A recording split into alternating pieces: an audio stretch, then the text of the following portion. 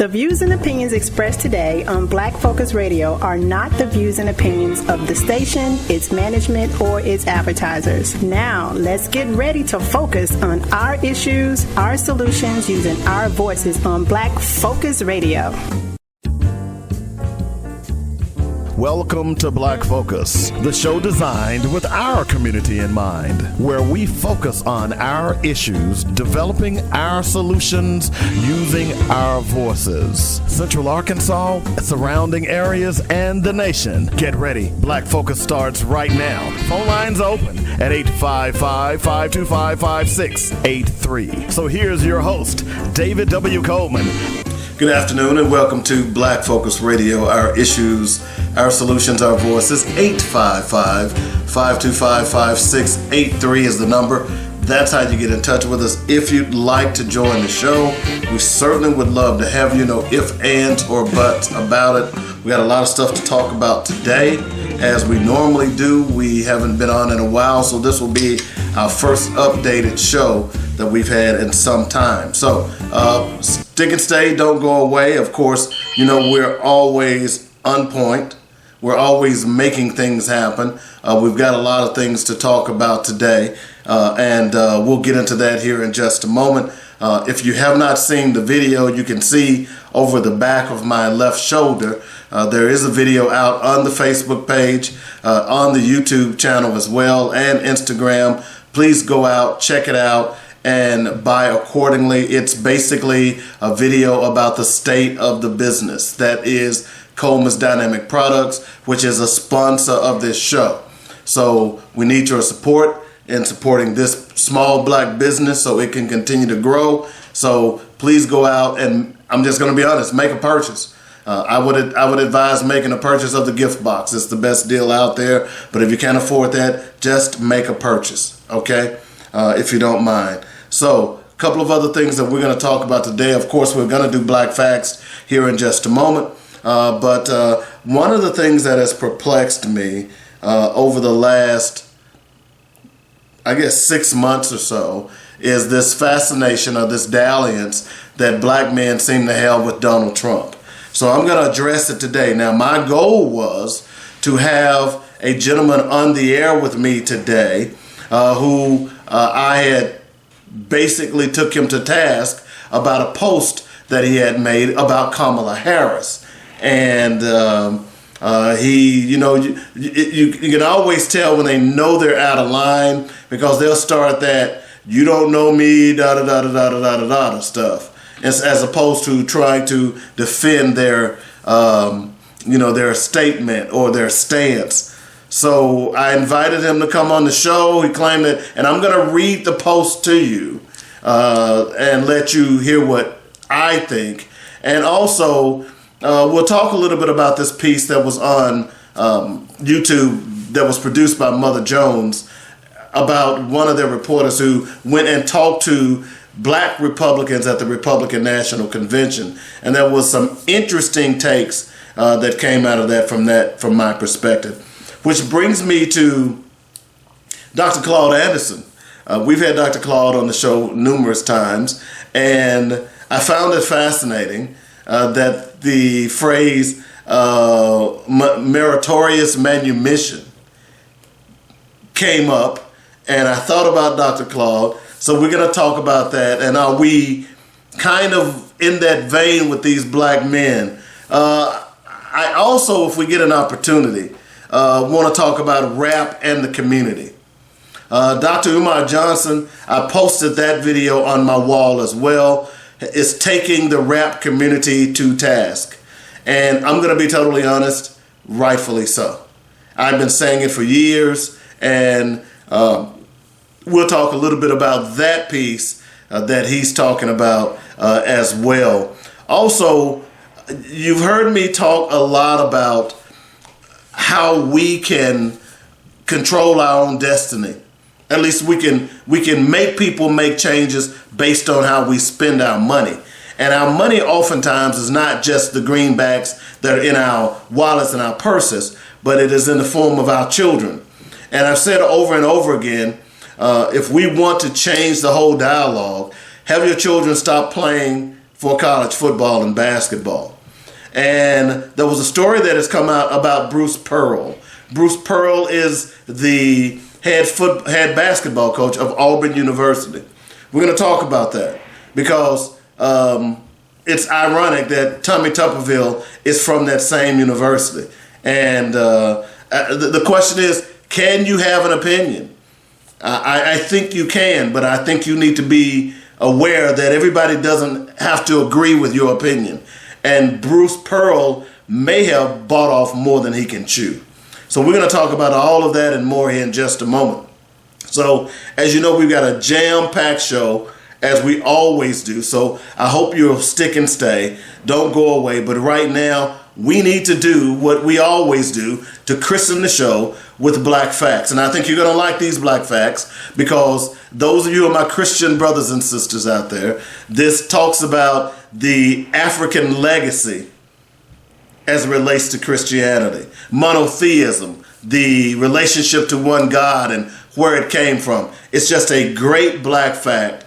And I'm hoping my Christian brothers and sisters will begin to understand that no, white people didn't come to Africa and give Africa Christianity. Christianity was there decades, thousands of years before white people came into it. What happened, white people bastardized it. And you're seeing it happen all over again right now as it relates to the religious right and what they're doing for Donald Trump. So check this Black Fact out. You're going to love it. Here it is right now.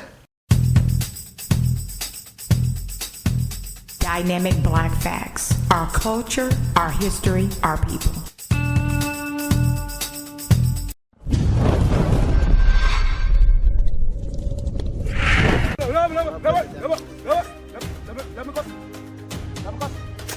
For centuries, Africa has been portrayed as an extremely primitive land, awaiting the enlightening influence of Western civilization, with religion merely introduced by whites to blacks. But what if this is a colossal distortion of history? What if the cradle of civilization and the birthplace of monotheism were not the Fertile Crescents of the East, but the verdant heart of Africa? Join us today as we challenge the accepted chronology and unearth suppressed knowledge. The black presence in the Bible is undeniable, stretching from its very beginning to the present day. The African was not a heathen before the arrival of Arabs or Europeans. Contrary to popular belief, the concept of monotheism actually originated in Africa, and black people were its earliest adherents. For instance, the Star of David, a symbol intrinsically linked to Judaism, has historical roots that extend far beyond its modern connotations, pointing towards the black civilization of ancient Egypt.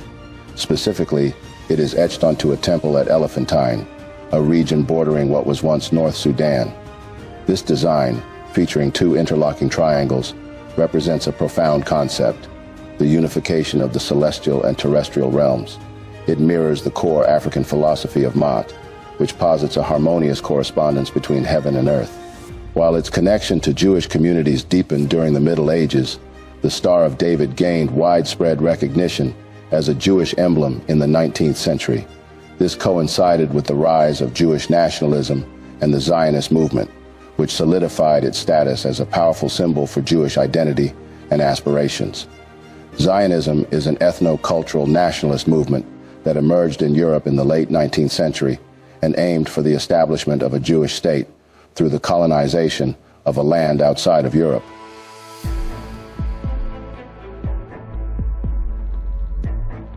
Although the Star of David had been a feature of Jewish symbolism for centuries, its prominence rose dramatically during the Zionist era. Adopted as a powerful emblem of Jewish unity and national identity, it culminated in its placement on the flag of Israel in 1948, cementing its iconic status worldwide. Often regarded as the progenitor of the world's major monotheistic faiths, Judaism differs from Christianity and Islam in its less active approach to spreading its beliefs.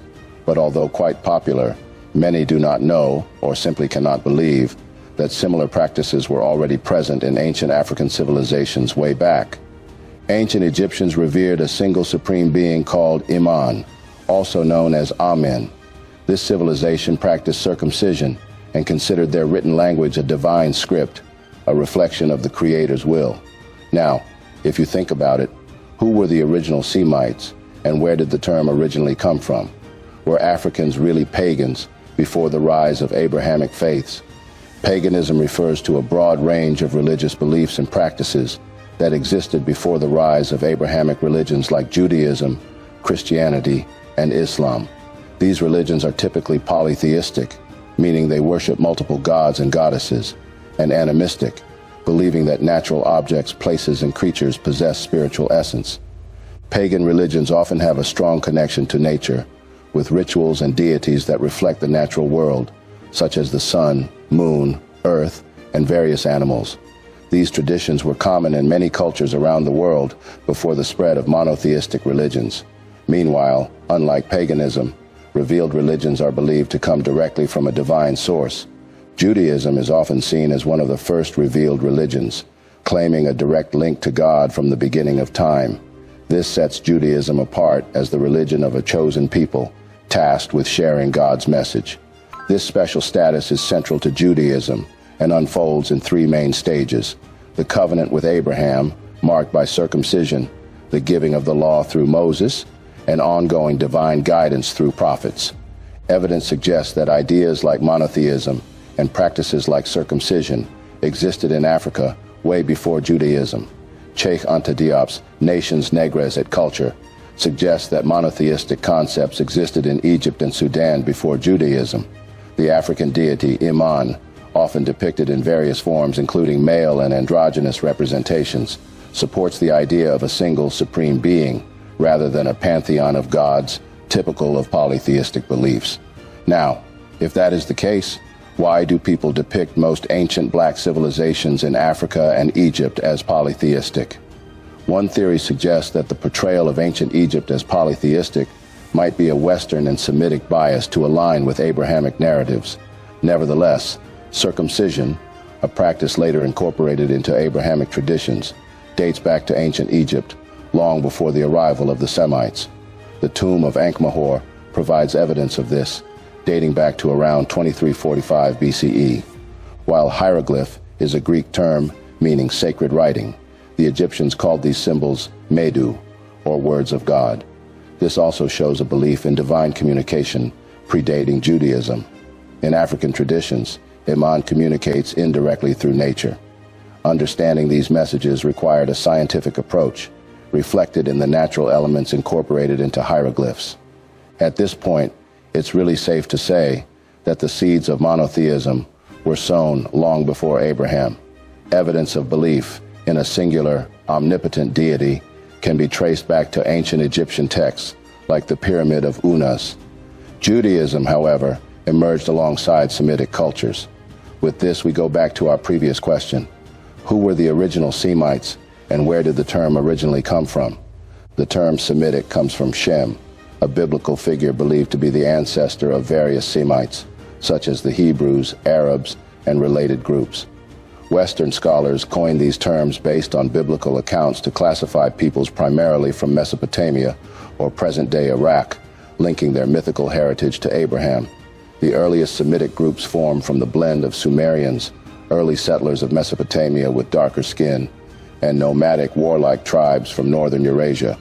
So who were these established communities of dark-skinned people with deep African cultural roots? These communities included the Persian archers, whose ancestry links back to the Elamites, the earliest civilizers of Iran. An example of a Persian archer is depicted in the Louvre Museum. The Sumerians, also known as Zalmat Gagadu, or people of black heads. Additionally, the Canaanites, the Phoenicians, and the ancient people of Kemet, now commonly called Egyptians, are renowned as foundational civilizations. A typical Egyptian depiction can be seen in the tomb of Ramesses III, with the authentic African name Ramu Heyunu, dating back to 1200 BCE. From this rich blend of cultures emerged the Akkadians, led by Sargon of Akkad, whose empire rose around 2300 BCE, marking the beginning of recorded Semitic history. This era unfolded approximately 3 centuries after the construction of the Great Pyramids. Nomadic by nature, these early Semitic populations dispersed across the Near East. The Fertile Crescent, spanning Mesopotamia to Egypt, became a central area for Semitic migrations and settlements. This region is steeped in historical and biblical stories. The Bible portrays Abraham as a nomadic Semitic who migrated from Mesopotamia to Canaan. However, the Semitic peoples were a diverse group with varying origins and experiences. Their interactions with ancient civilizations in Sumer, Canaan, and Egypt, regions heavily influenced by African cultures, cannot be overlooked. The Bible describes Semitic migrations into Canaan, a land already inhabited by indigenous black Canaanites with deep roots in Egypt. While some Semitic nomads settled in Canaan, others migrated to Egypt, a major African power center of the time. The ancient Near East, influenced heavily by Egypt, was home to interactions between Africans and Semitic newcomers. Egyptian texts often grouped various Semitic peoples under the term Asians, a broad classification rather than a specific ethnic label. The term Asia itself originates from an ancient Egyptian word meaning east, indicating the geographical origin of these Semitic groups. These Eastern groups, or Asians, were known by different names such as Amu, Shasu, Heakasut, and Habiru. The Egyptians were familiar with these groups, including their reputation as nomadic raiders who plagued the region. Egypt often intervened to counter their activities, particularly in Canaan. Interestingly, early Semitic groups were primarily polytheistic. Their introduction to monotheism often occurred through interactions with African communities like the Canaanites and Egyptians. A notable example is Melchizedek, a Canaanite king and priest of the Most High God, who welcomed Abram, later Abraham, with bread and wine. This suggests that the African Canaanites, similar to their counterparts in the Nile Valley, practiced monotheism before Abram, who was often regarded as the first monotheist in Semitic traditions, arrived. Essentially, the Bible inadvertently indicates that monotheism was already present among African peoples when Abram came into their lands. The biblical accounts of Abraham, Isaac, Jacob, and Joseph reveal the cultural exchange between Semitic nomads and African civilizations, particularly the Canaanites and Egyptians. These narratives reveal how Semitic peoples adopted monotheistic beliefs and other cultural practices from these more advanced societies, showing the profound influence of African cultures on the development of Semitic religions and customs.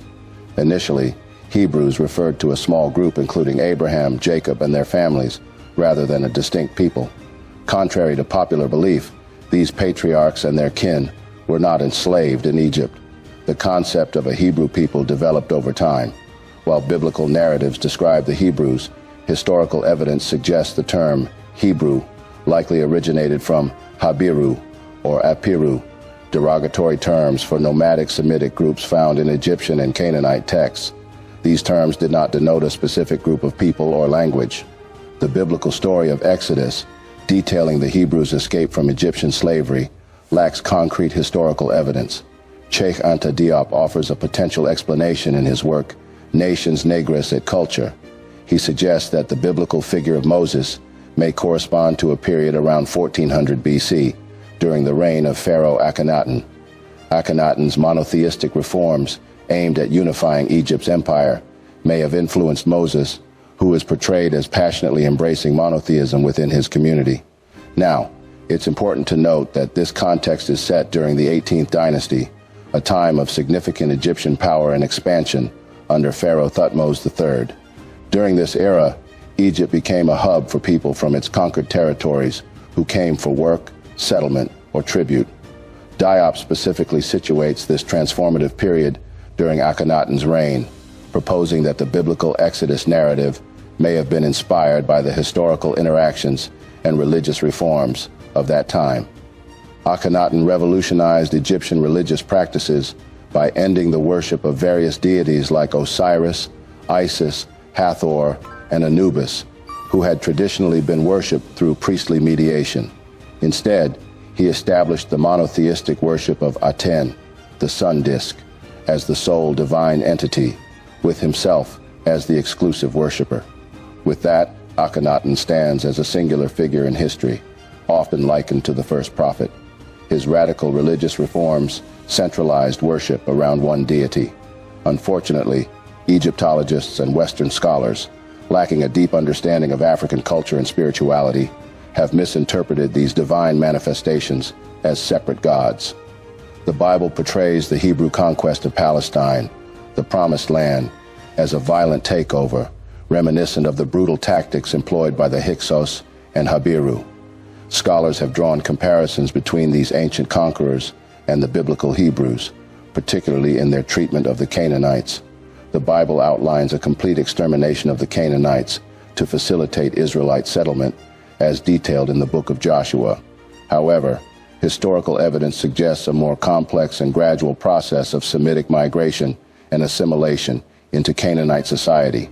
Specifically, historical evidence such as the Merneptah stele from 1207 BC reveals that Egypt maintained control over Canaan well into the period following the 18th dynasty, contradicting the timeline of an immediate post-Exodus conquest. The Semites gradually integrated into Canaanite society, adopting their language and culture. Over time, these Semitic tongues evolved into what we now recognize as Semitic languages.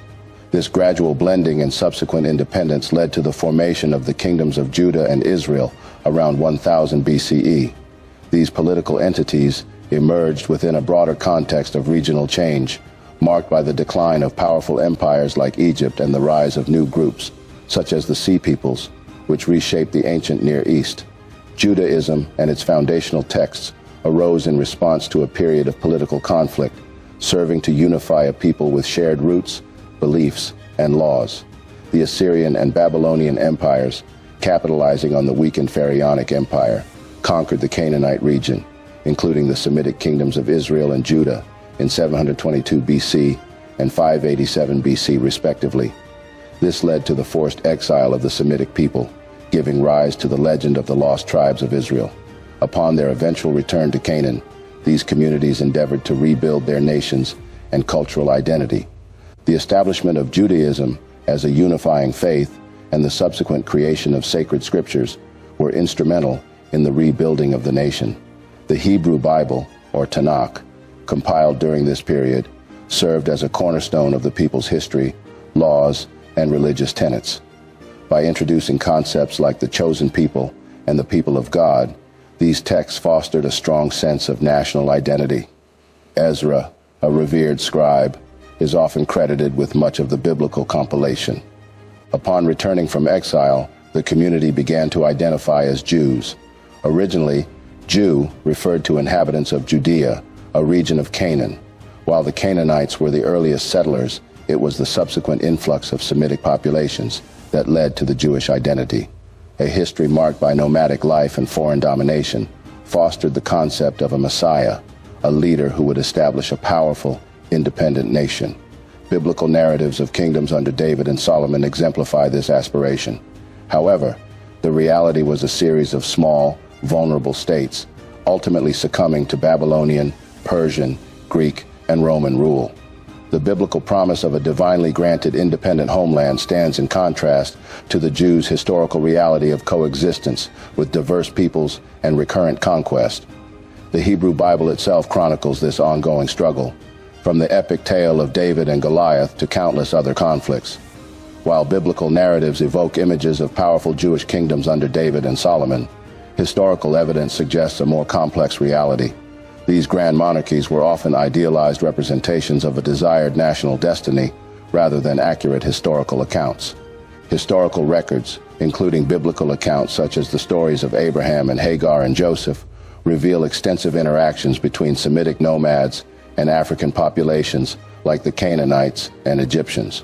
Over time, these exchanges resulted in cultural and even genetic intermingling. Despite this, these Semitic groups preserved a strong sense of Mesopotamian identity, distinguishing themselves from their African neighbors. Conversely, African societies viewed these Semites as outsiders with Asian origins. The physical appearance of Semitic peoples evolved over time through interactions with Canaanites, Egyptians, and subsequent invasions by lighter-skinned groups like the Sea Peoples, Philistines, and Greco-Romans. These foreign populations arrived during periods of decline for Canaanite and Egyptian civilizations. The resulting intermingling gradually shifted the physical attributes of the Semitic population towards lighter skin tones, a characteristic more prevalent among their modern descendants. Meanwhile, the Jewish identity of Ethiopian Jews, or Falashas, remains a subject of scholarly debate. Ethiopia's connection to Judaism is often linked to the legendary tale of Solomon and the Queen of Sheba, though historical evidence for a romantic relationship between the two is lacking. Theories about the origins of Ethiopian Jews vary. Some scholars propose a lineage tracing back to ancient Egyptians who followed the monotheistic worship of Aten, suggesting a link to early Judaism. Others argue for a later conversion to Judaism. Genetic studies, however, indicate a primarily Ethiopian ancestry. While cultural exchange and religious influences have shaped societies worldwide, the core identity of African communities, including their monotheistic beliefs centered on Imana, remains deeply rooted in the continent. With all of these said, the pervasive Western stereotype of ancient Africans as mere idol worshippers is inaccurate. A more nuanced understanding reveals quite a sophisticated theological framework. The intricate cosmos, teeming with life, reflects the divine architect's boundless creativity and multifaceted nature. This divine complexity is expressed through various roles: the supreme creator, the cosmic ruler, the nurturing parent, the eternal sovereign, the embodiment of power, love, truth, and justice. These manifestations, often understood as deities, are not separate entities, but facets of a single supreme being. This concept of a divine being with both masculine and feminine aspects is evident in the depiction of deities like Osiris and Isis. Rather than direct worship of an unknowable supreme being, ancient Africans honored these divine manifestations through rituals and temples. Truly, this practice reflects a profound understanding of the divine as a multifaceted, incomprehensible force. The term Amun, meaning the hidden one, encapsulates this concept of a supreme, unknowable deity whose essence is revealed through its various manifestations. Now, as we peel back the layers of history, we uncover a story rich with complexity and wonder, one that challenges us to rethink what we truly know about our shared past. The cradle of civilization and the essence of monotheism are deeply intertwined with African cultures and traditions. And from these ancient roots, the undeniable presence of blackness within the Bible emerges as a radiant, undeniable truth. Thank you for joining us on this journey through complex and often misunderstood history. If you found value in this exploration, make sure to like, subscribe, and hit the bell icon for similar discussions. Share your thoughts and questions in the comments below. We'd love to hear from you. Until next time, keep seeking the truth and expanding your understanding of the world. Keep listening to Black Focus Radio for more dynamic Black facts, our culture, our history, our people on JoyNetRadio.com. All right, welcome back to the show. We got to take a quick break. I hope you enjoyed that Black fact. As I told you, it talks about the origin of Christianity. And what I'm hoping is that it'll make you go out and do more research. I tell people all the time, one of my favorite Bibles, and I've got a couple of different Bibles, and I have a Quran, and is the African American Heritage Bible. And it talks about the etymology of the people in the Bible. And if you know anything about basic geography and understand where the story of the Bible took place in Africa, then you got to know that those people that it talked about were black. That's just common sense. But unfortunately, we've been brainwashed to think otherwise. So check that out. I hope you enjoyed it. If you need more reference material, I've got a great book list that I can turn you on to as well. People always ask me, well, what do you worship? I worship the principles of Mott, if you really want to know, okay? And those are the 40 principles of Mott, which 10 of them were used in the Bible as the 10 Commandments. Take a break. Back in a moment. You're listening to Black Focus Radio. Our issues, our solutions, our voices on JoyNetRadio.com.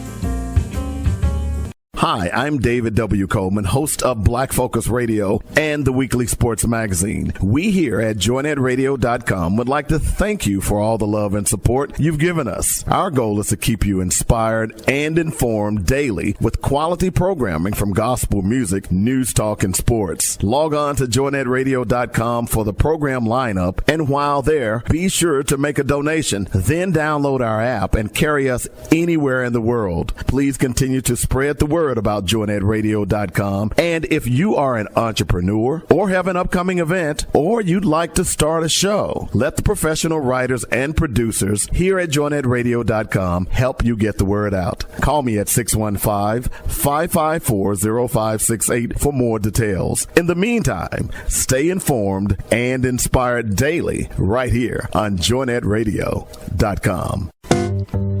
David W. Coleman here for Coleman's Dynamic RibbRubb and Rib Nuts. Go to RibbRubb.com, that's RibbRubb.com right now, and stock up on the best dry marinades for baking, grilling, and smoking your favorite meats. 3 great flavors, hot and spicy, original, and ScorchN. Try them at your next cookout and you'll shout, bake it, grill it, shake it, oh yeah! Only one place to get Coleman's Dynamic products, that's RibbRubb.com. Easy to order, and I'll ship direct to you or to friends and family anywhere in the United States. While on the site, be sure to check out other great items, especially the rib nuts. Who'd have thunk it? Peanuts sauteed in a barbecue marinade? That's just crazy good. Get them at RibbRubb.com right now, along with other great recipes. That's RibbRubb.com. If you don't like my RibbRubb or Rib Nuts, I'll give you money back. Do it today. That's Coleman's Dynamic Products at RibbRubb.com. Listen. Did you miss Dr. Ernest Gill from UT San Antonio? When you're making $455 million off these student athletes and all you can come up with is $5,000, John Calipari makes $8 million a year, and his players are going to get $5,000 a year. The majority of these teams were white men and white males and females. Would this be happening? And I would say no, because their families wouldn't let it happen. But we're letting our kids get pimped. Join the weekly sports magazine every Saturday, 8 to 10 a.m. on JoyNetRadio.com. All right, we're back. Black Focus Radio, our issues, our solutions, our voices. Don't forget to support our sponsors, RibbRubb.com. Right now, you can go out.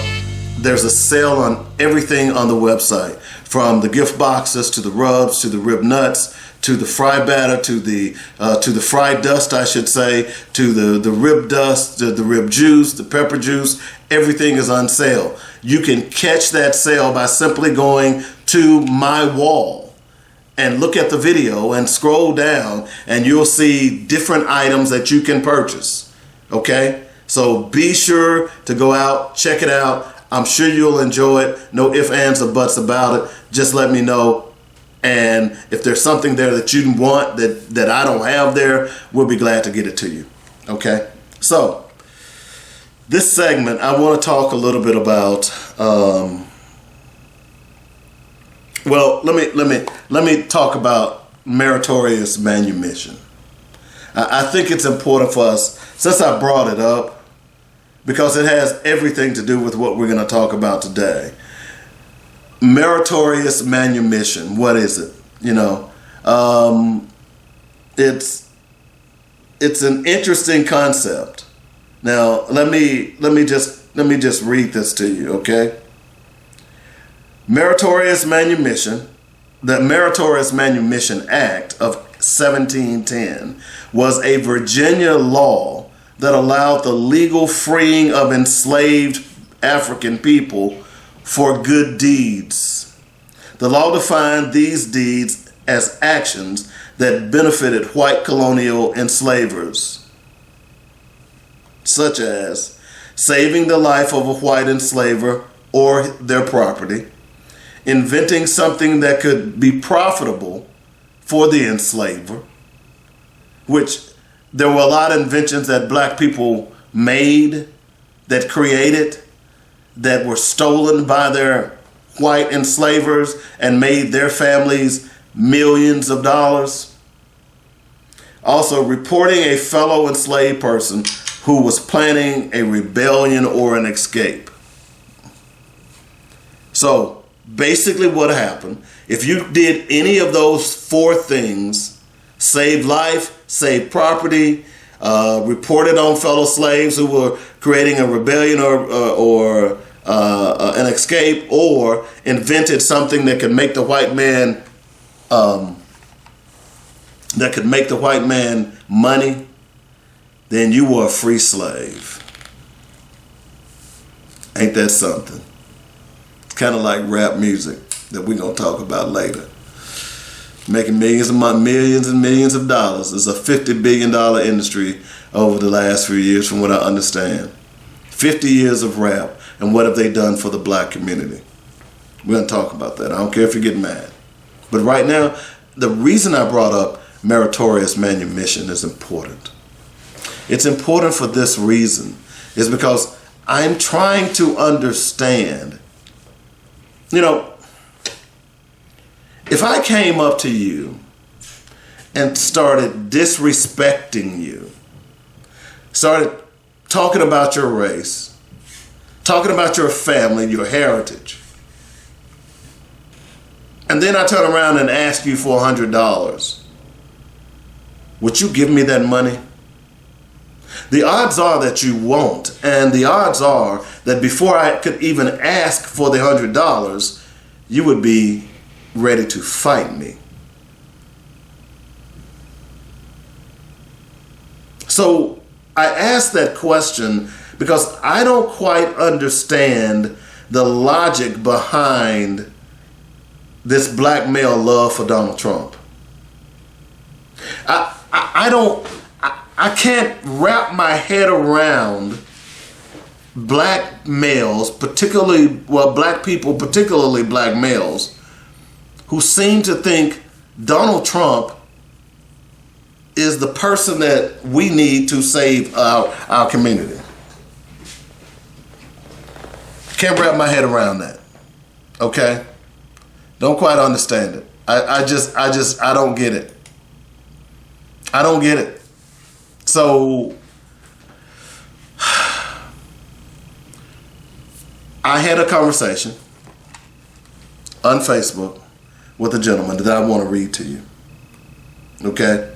And I won't expose his name, but I want to read it to you because I just don't get it. I'm sorry. And I'll tell you what he did that, and I try not to respond to all of these things, but there are some times that I have to respond because some of it is sometimes so offensive. So this gentleman posted this picture of Kamala Harris, and I want to view the post.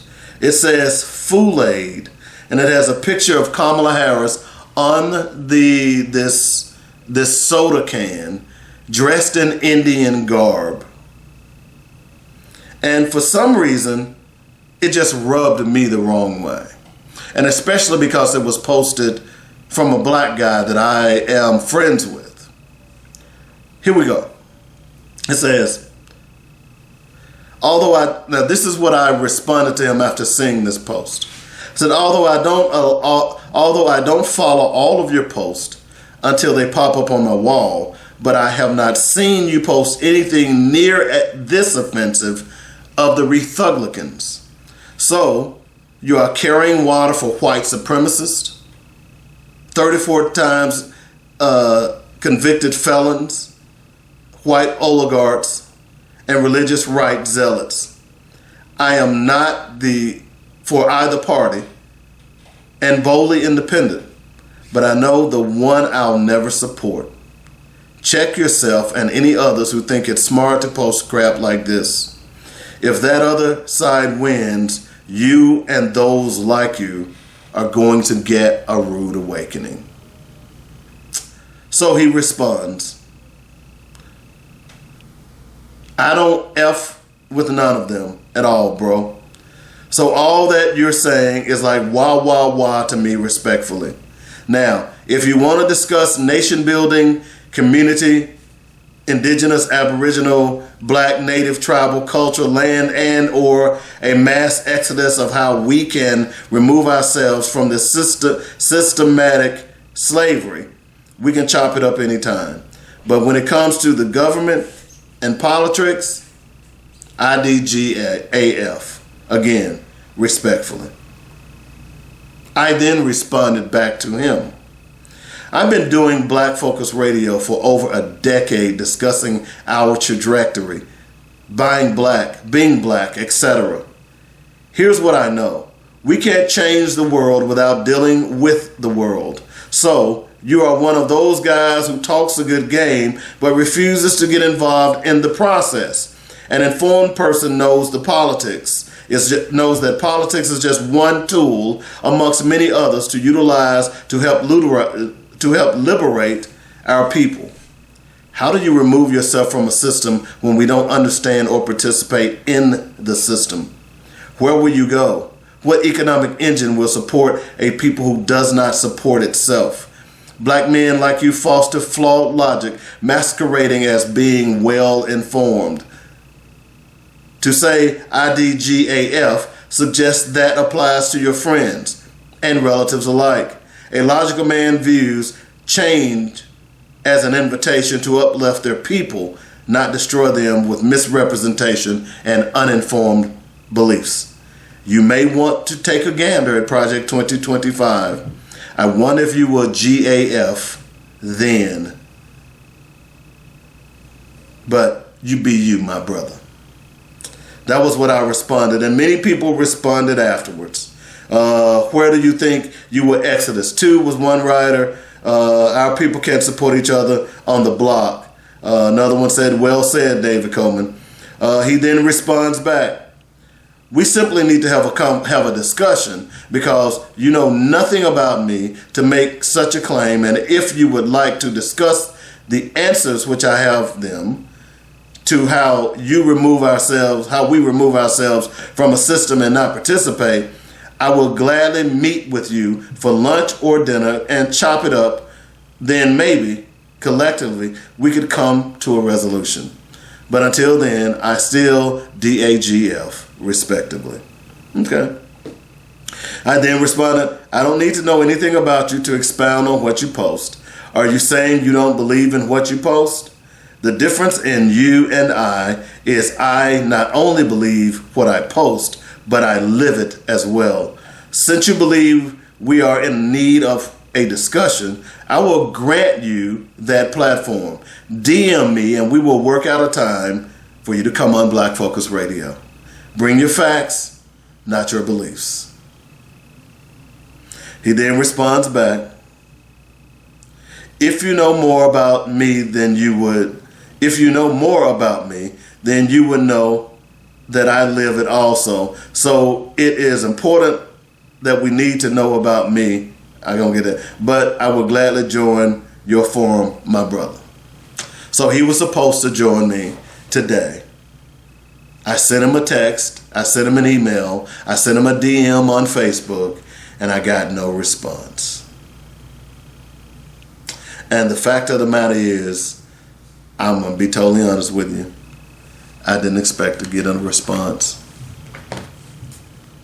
I really didn't. I didn't expect to get a response because here was a guy who was simply running his mouth. You know, let me go back to this part right here. Let me go back because it's important for what he said. He said, now if you want to discuss nation building, community, indigenous, aboriginal, black, native, tribal culture, land, and or a mass exodus, or how we can remove ourselves from this systemic or systematic slavery. So here's what these guys do. They throw out all of those big words. They may have read a book here or there. They may have heard someone say something here or there, and they throw out all those big words to suggest that they know what they're talking about, but they simply do not. I mean, no disrespect to my friend. Because all of those are fine. All of those are cultural things. But the point is why are you attacking this black woman? The point is, why are so many black men anti-Kamala Harris? Look, I say it over and over again. I'm not a Democrat and I'm not a Republican. You all have listened to this show long enough to know that I am a proud independent. But here's what I understand. I understand this clearly, that what we have ahead of us, if Donald Trump wins this election, will be pure D hell for our community. No one can deny that. And for us to be carrying water for a white supremacist is ridiculous to me. Is ridiculous to me. Another friend of mine had posted, he wanted people to post why they hate Donald Trump so much. And, and I've been hearing this stuff about Kamala Harris. Well, she locked up black men. I'll tell you what, let me take a break. And this conversation is going to run long, and it's probably going to run into the next hour too. But let me take a quick break. And when I come back, I want to address this issue about Kamala Harris locking up black men. I'm going to address it. It's going to make some of you all mad, but I'm going to address it. We'll take a break. You're listening to Black Focus Radio. Our issues, our solutions, our voices on JoynetRadio.com.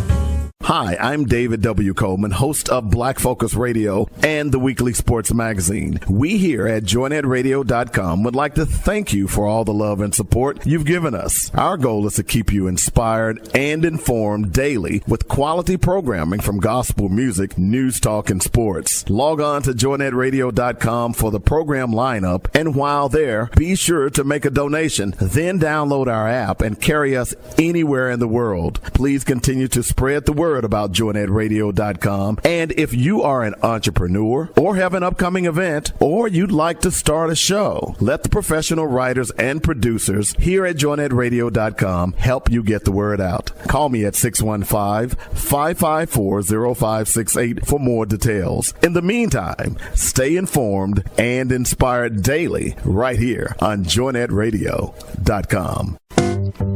David W. Coleman here for Coleman's Dynamic RibbRubb and Rib Nuts. Go to RibbRubb.com, that's RibbRubb.com right now, and stock up on the best dry marinades for baking, grilling, and smoking your favorite meats. 3 great flavors, hot and spicy, original, and ScorchN.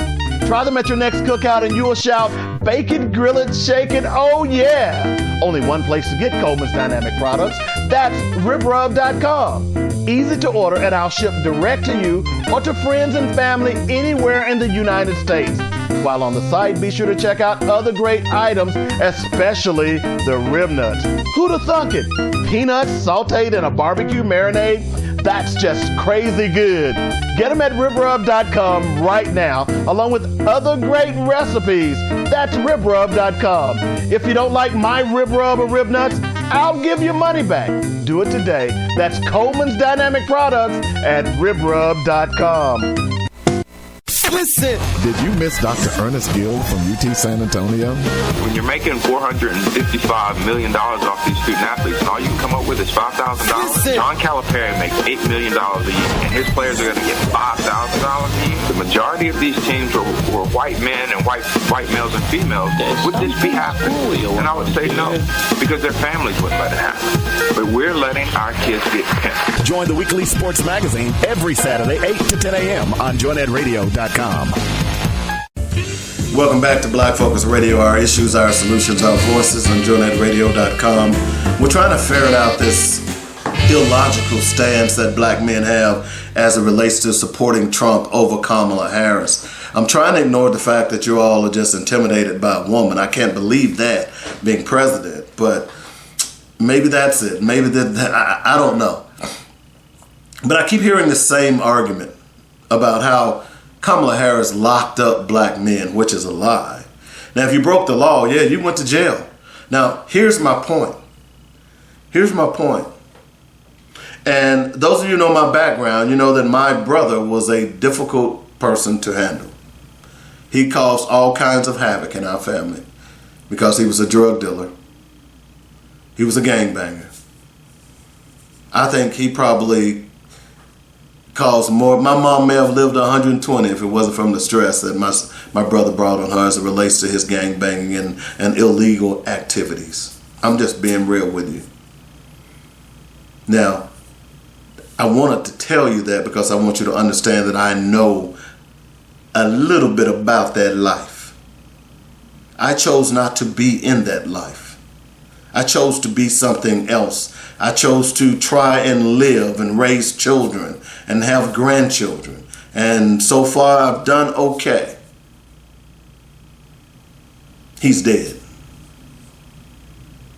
Now, the reason I'm bringing this up is because that's the life that he chose. And the consequences that comes with that life ain't pretty. I can tell you about the number of times that he was shot, stabbed, knocked unconscious. I can tell you about the time when he was shot right here in the mouth with a .38 caliber pistol. We didn't know if he was going to live or die. He lived. You would think that he would have changed his life, but he got worse. So I'm telling you this because I literally lived that life with him. I told you the story about how two young men accosted me one night when I was working out for football season. And one of them wanted to shoot me because I was in a t-shirt and gym shorts and had no money. And the other recognized me as Big Money's little brother and said, we're not going to mess with him because that's Big Money's little brother and we don't want Big Money raising hell with us. So I lived that life. Although I wasn't, let's say this, I wasn't in the life, I lived the life vicariously through my brother. Not proud of it. But I was able to escape because of the decisions that I decided to make, that I didn't want to be like him. I'm glad I did. Now, why am I telling you this story? Because there are a lot of you out there who are trying to make excuses as to why you don't want to vote for Kamala Harris. And one of the reasons that I've heard is because she locked up black men. Okay? Let me stop you right there. You got a job? You work for somebody? What would happen if you went to your job and told them, oh, not doing my job today. Not doing nothing. Sorry. How quickly will they walk your ass out the door? They'll bring you a box. In fact, they won't give you a box. They'll say, you're going to leave and we'll get your stuff for you. But I left my cape. No, we'll get it. So, first point. Kamala Harris was a district attorney. Her job was to prosecute criminals. And if you were acting out in criminal activity, then yeah, you got prosecuted. Now, I know what you're going to say. Those guys were just trying to make a living. They couldn't make it on their own. Well, let me tell you something. Had we been practicing our own economic uprising, our own economic, common sense, then those young brothers out here hustling on the street wouldn't need to hustle on the street. Because they could then come to us and get jobs in our community. But guess what? We can't do that. So now you want to blame Kamala Harris? Is that what I'm understanding about a system that has always marginalized black people? And Kamala Harris rose through the ranks, got a job to do a job, and you're saying that she should have abdicated her responsibilities of her job and not lock up the few black people that were locked up? Is that what I'm understanding? You see, I'm sorry, I don't agree with criminal activity. I don't agree with gang banging. I don't agree with the fact that I have to worry about walking around maybe sometimes with a pistol because someone might come up and try to steal my car at a gas station. Or may walk up to me and tell me, give me their money. Give me all of my money. I have to worry about that. And you're saying that Kamala Harris shouldn't lock those people up who makes everybody's lives different? Look, don't give me this stuff where I grew up in a tough neighborhood. Okay, I don't want to hear it. I just told you my little brief story. There have been others who have grown up in tougher environments who have avoided criminal activity in order to make themselves prosperous individuals. You see, I personally think criminality is the easy way out. You want to make an excuse. You want to say, oh, the man is against me. The man is against me. But you're not doing anything to stop the man from being against you. Like voting, like spending money in your own communities, like uplifting your schools and your teachers and making sure that your children are taken care of, that if you father a child, that you are there for that child, even if you're not in the household, you are there. That's what you ought to be thinking about. But you're not. We want to give all these people excuses because they're criminals. Yeah, I know they're your brothers, they're your sisters, your cousins, whatever the case may be, your homeboy, your home dog, or whatever you want to call them. But at some point, that criminality makes life tougher on me because guess what? I've got to pay more taxes to build prisons.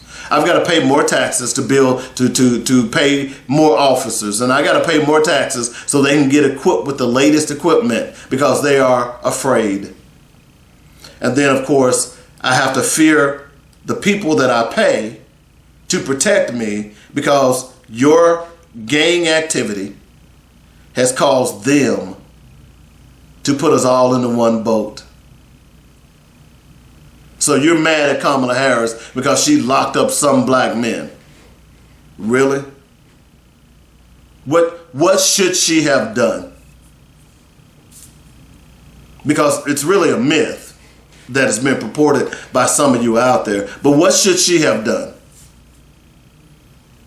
Guy comes in, double murder, black guy. Should she not have convicted him?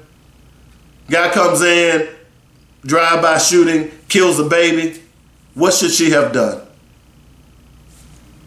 Now, I don't know if these are actual cases or not. I haven't looked at her docket. But look, it's California. I'm asking you. Should she have abdicated her responsibilities and did nothing and allowed a murderer to go free or a bank robber? I'm just asking. Because I'm a little sick of this. I really am. Hey, we got to take the top of the hour break. When we come back, we'll continue this conversation. We're going to also throw in some of Bruce Pearl, some of that stuff as well. And of course, we got to talk about the rap culture. In fact, that'll be in What We Must Do. You're listening to Black Focus Radio, our issues, our solutions, our voices on JoyNetRadio.com. Hi, I'm David W. Coleman, host of Black Focus Radio and the Weekly Sports Magazine. We here at JoyNetRadio.com would like to thank you for all the love and support you've given us. Our goal is to keep you inspired and informed daily with quality programming from gospel music, news, talk, and sports. Log on to JoyNetRadio.com for the program lineup, and while there, be sure to make a donation. Then download our app and carry us anywhere in the world. Please continue to spread the word about JoyNetRadio.com. And if you are an entrepreneur or have an upcoming event or you'd like to start a show, let the professional writers and producers here at JoyNetRadio.com help you get the word out. Call me at 615-554-0568 for more details. In the meantime, stay informed and inspired daily right here on JoyNetRadio.com. David W. Coleman here for Coleman's Dynamic RibbRubb and Rib Nuts. Go to RibbRubb.com, that's RibbRubb.com right now, and stock up on the best dry marinades for baking, grilling, and smoking your favorite meats. 3 great flavors, hot and spicy, original, and ScorchN. Try them at your next cookout and you will shout, bake it, grill it, shake it, oh yeah! Only one place to get Coleman's Dynamic products, that's RibbRubb.com. Easy to order, and I'll ship direct to you or to friends and family anywhere in the United States. While on the site, be sure to check out other great items, especially the rib nuts. Who'da thunk it? Peanuts sauteed in a barbecue marinade? That's just crazy good. Get them at RibbRubb.com right now, along with other great recipes. That's RibbRubb.com. If you don't like my Rib Rub or Rib Nuts, I'll give you money back. Do it today. That's Coleman's Dynamic Products at RibbRubb.com. Listen. Did you miss Dr. Ernest Gill from UT San Antonio? When you're making $455 million off these student athletes, and all you can come up with is $5,000. John Calipari makes $8 million a year, and his players are going to get $5,000 a year. The majority of these teams were white men and white males and females. Would this be happening? And I would say no, because their families wouldn't let it happen. But we're letting our kids get pimped. Join the weekly sports magazine every Saturday, 8 to 10 a.m. on JoynetRadio.com. The views and opinions expressed today on Black Focus Radio are not the views and opinions of the station, its management, or its advertisers. Now, let's get ready to focus on our issues, our solutions, using our voices on Black Focus Radio. Welcome to Black Focus, the show designed with our community in mind, where we focus on our issues, developing our solutions, using our voices. Central Arkansas, surrounding areas, and the nation. Get ready. Black Focus starts right now. Phone lines open at 855-525-5683. So here's your host, David W. Coleman. Welcome back to Black Focus Radio. Our issues, our solutions, our voices. 855-525-5683 is the number. That's how you get in touch with me if you'd like to join the show. A lot of people were asking me about this show, this shirt, the Outlaws. This is actually a minor league, or was a minor league baseball team while I lived in Nashville that I covered. So that's where this shirt comes from. So I appreciate everybody joining me. Don't forget to go out and check out the sales that are going on for RibbRubb.com. You can catch it on YouTube. It's on Facebook. You can also call me direct at 615-554-0568, and I'll send them directly to your phone. We just need some help. I'm asking for some help, and the best way I can get it is let you try my product. All right. So I've got it discounted tremendously. So please, please, please, by all means, tell a friend, share it, like it, whatever you need to do, and let's get it happening. Also, one other thing that I realized, and I'm going to tell you, I'm just now beginning to follow these types of things. I've got over 600 followers on Facebook for Black Focus Radio. I didn't know that. Let's create a charge to 1,000. Okay? Want to get 1,000, not just 1,000 likes, but I want to get 1,000 followers. Once I get 1,000 followers, that really opens up the door for some things that I need to be able to do. Okay? So you're going to start hearing me talk more and more about it. Our March to 1,000 is what we're going to call it. The Black Focus March to 1,000. Tell your friend I need about 400 people to eclipse that 1,000 person range. I'm going to be totally honest. I didn't know it until the other day. I said, wow, I had no idea Black Focus had so many followers. So I want to thank you all, and I want to let you know I appreciate your following and keeping up to date on what's going on, and keep spreading the word. Help me get to that 1,000. Okay. So we were talking about Kamala Harris and the hatred that black men seem to have for her. Now, there are some black women who post some BS on Facebook as well, but I mainly see black men. And even before she was announced that she was going to run for the presidency, you heard black men a couple of years ago after she became vice president making comments about her. Look, here's my thing. What's the alternative? And that's the question that I ask other people, these people who are carrying Donald Trump's water. What's the alternative? We've discussed Project 2025. We've discussed that what it's going to do is going to kill your mom and daddy's Social Security. And I'm going to be honest with you, I'm one of those mamas and daddies now, okay? Or granddaddies. It's going to kill that. It's going to kill your affordable health care. It's going to kill Head Start. It's going to kill free lunch programs. That's just a few things that it's going to kill. Okay? It's going to kill more Black History programs. You know, it's funny when you talk about Black history. And this, I saw this the other day, that Jack Daniels, you know, the liquor Jack Daniels, right? A lot of people don't realize that Jack Daniels, a white man, got the recipe from a black man, Nearest Green, okay? And has made millions of dollars over the years. Now, I'll be honest, they got a little bit of my money back in the day. Jack Black with a twist of lemon was my drink back in the day. That was me. Notice I said my drink. Yeah, y'all club folks who all know what that means. But Nearest Green, and I've actually had the pleasure of visiting the, I almost said plantation, but the brewery. I've had the pleasure. It's a fascinating story. And if you've seen the pictures, that black guy sitting next to Black Jack Daniels is not Nearest Green. That is his, I believe, his nephew.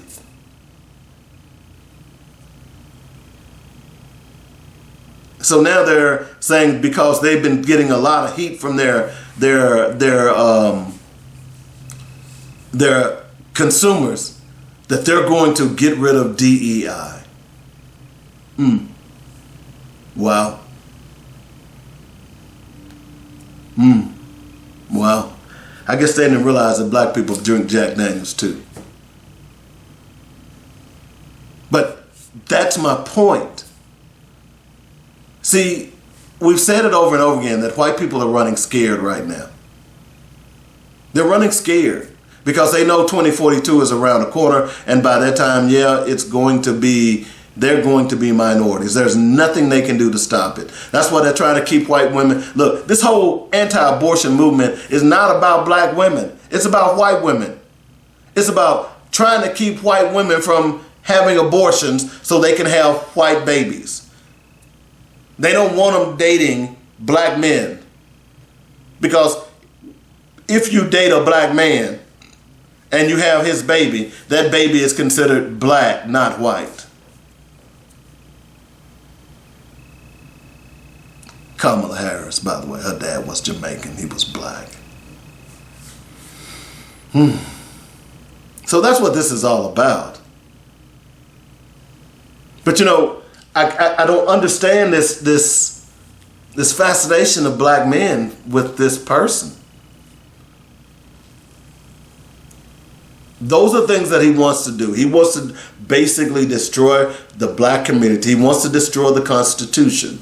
And I don't understand how black men think that they're going to be in better stead if, in fact, this man is able to do that. As I've told you a couple of weeks ago, that I won't be able to do this show anymore because the First Amendment would not apply.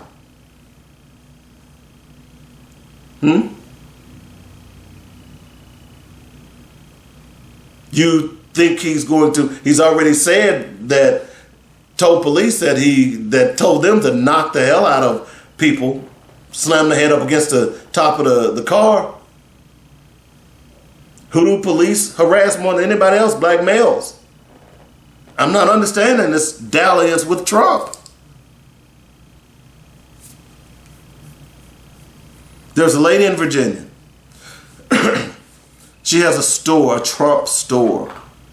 A couple of things she has in there. She has Confederate bikinis, flags, you name it. Trump this, Trump shoes, Trump that, everything Trump. She even has what is called a white privilege card that looks like a little credit card that has a number on it. And it's white and it says white privilege card.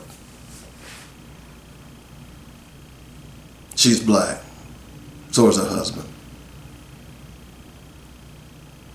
Now, here's why I'm bringing this up. And from what I understand, she's making really good money.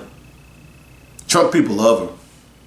See, bigots love to use black people as pawns to suggest that they are not bigots. I got a black friend. I go and eat at the black restaurant every Sunday. I eat soul food. I had a black girlfriend once. My daddy told me that before I become a man, I got to sleep with a black woman. And I did. Hello? What is this? So the report that I referred to earlier in the show, it's from Mother Jones, okay? And it deals with one of their reporters went at the RNC. He went and decided to go and talk to black Republicans and why they are supporting Donald Trump. He couldn't understand it. No one could understand it. Really, the logic that many of them brought out made no sense whatsoever. I thought about playing the video. I might play a clip of it or two here in a little bit, but I don't know if it's even worth, because I really don't want to even allow them to espouse their BS on my show. I'm going to be totally honest. I think the reporter did a great job. And here's one of the things that he couldn't understand, because he also, as they tried to pretend like this, that, and the other, and he fact checked them every time. Every time. So the one thing that they think, or at least they surmise, that many of those people are making money off of Donald Trump. They are opportunists, and they're willing to sell their souls to the highest bidder in order to pad their pockets. Now, there was no real evidence to suggest that. I mentioned the lady in Virginia, and some of those out there, some of those black people out there had booths that were selling Trump merchandise, wearing Trump hats. Is it really about money? Because a lot of black people claim that, well, you know, I'm a Donald Trump fan because during the pandemic we got a check. Well, you know what? You didn't get that check because of Donald Trump.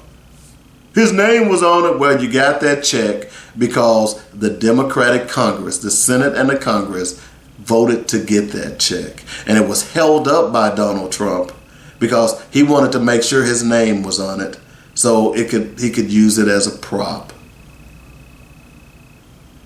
You didn't know that, did you? He's the same man who told you to drink bleach.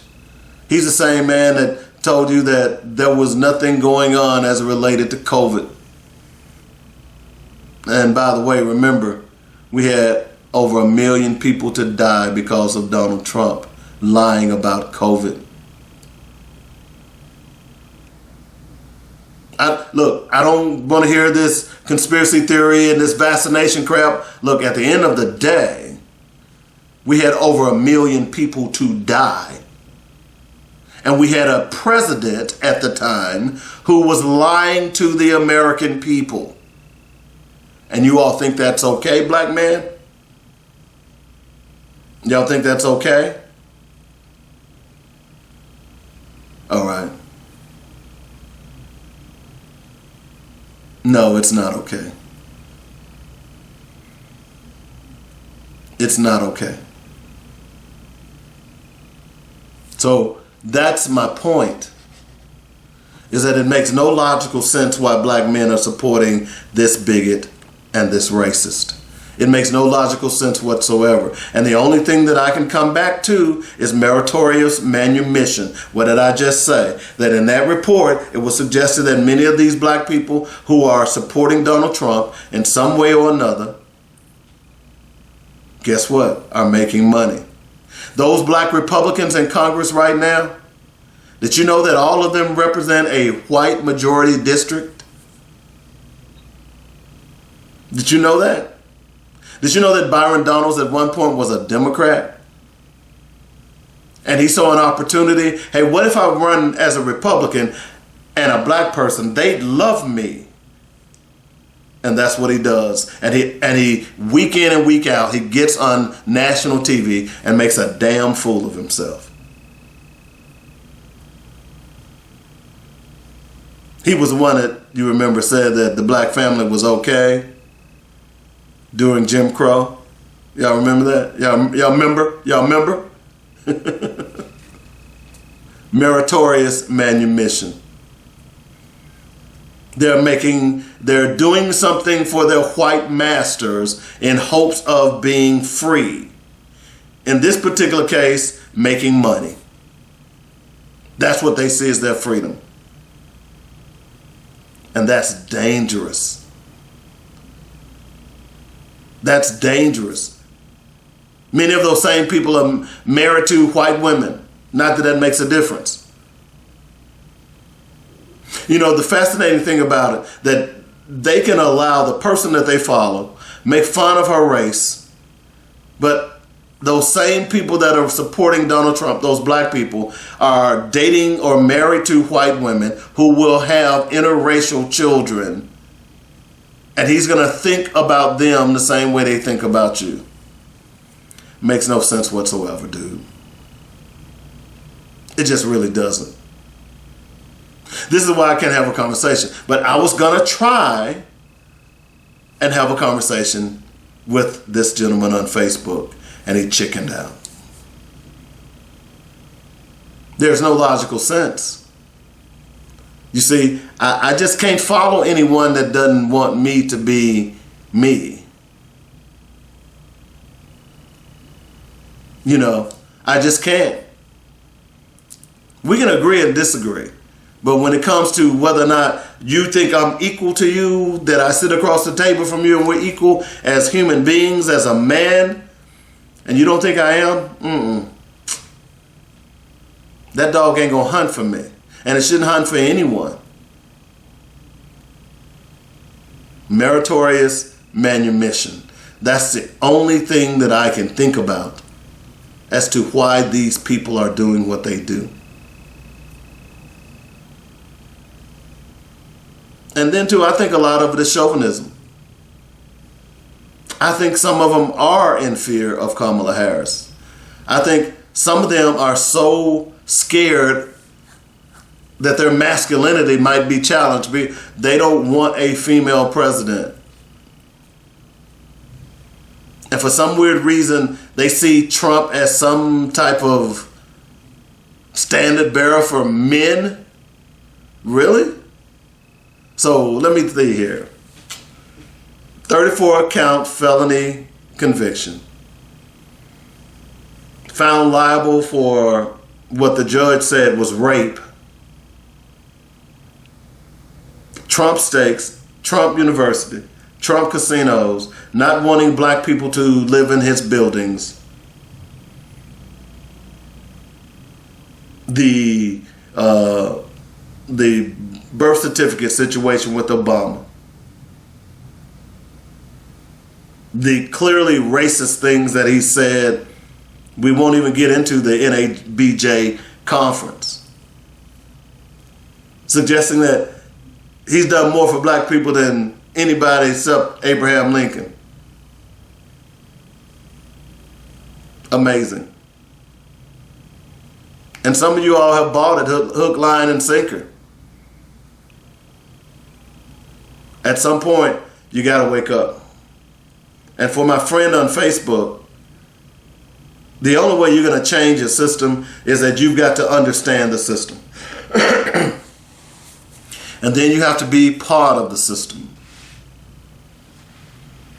That don't mean you have to buy it hook, line, and sinker, but you need to be part of that system. You're part of America. You're not going to change it by revolution. We saw how that played out. Look what they did to the white folks on January 6th. Now, if you think those would have been black folks, a whole lot of y'all would have been dead. So you're not going to do it through revolution, at least physical revolution. You can do it through economic revolution, $1.7 trillion annually, and less than 10% of that money goes to the black community. My friend suggests, well, let's talk about how we can get out of this system. Well, you can get out of this system by supporting our friends. You can get out of the system and don't mean it, but hey, support me and other black businesses like myself. But you don't. You don't. You don't care. You want to sit behind a keyboard and pretend like you know everything, but you don't know a damn thing and you're not doing anything to solve any problems. That's black men. Well, you know. No, I don't know. And you sure as hell don't either. Because when it gets to a point where you decide that you're not going to participate in the process, when it gets to the point where you say that, well, you're just going to opt out, I'm not going to vote for neither one of them. Okay, well, guess what? By default, you vote for the winner. And that winner could end up being someone like Donald J. Trump. That's going to affect your community in ways that you've never seen. In ways that you've only read about. These people right now are gearing up to try and steal this election. But you don't care.